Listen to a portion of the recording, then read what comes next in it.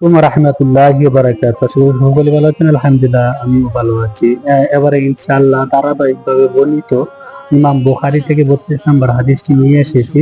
আব্দুল্লাহ ইবনে মাসউদ রাদিয়াল্লাহু আনহু হতে হাদিসটি বর্ণিত। তিনি বলেন, তখন কোরআনে এই আয়াতটা নাযিল হয়ে গেল, আল্লাযীনা আমানু ওয়া লাম ইয়ালবিসু ঈমানাহুম বিযুলমিন। এমন কে আছে যে ঈমানের সাথে জুলুমকে মিশ্রিত করেনি?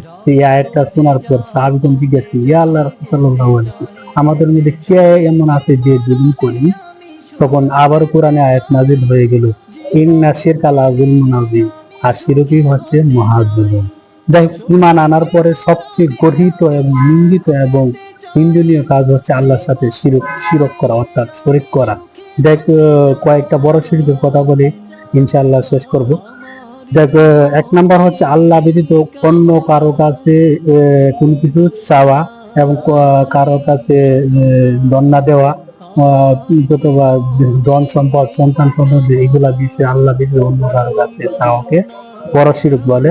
আবার আল্লাহ কেউ কেউ বলেছেন যে আল্লাহ ব্যতীত অন্য কারো কাছে মাধ্যম মনে করা কেউ শিরক, এগুলো ঈমান গর্হিত কাজ।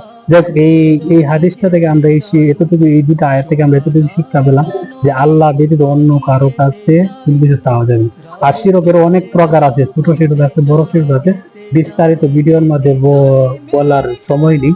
যাই হোক, ভিডিওটা শেয়ার করে দিবেন, পরবর্তীতে ইনশাআল্লাহ বিস্তারিত আলোচনা নিয়ে আসবো। আসসালামু আলাইকুম ওয়া রাহমাতুল্লাহ।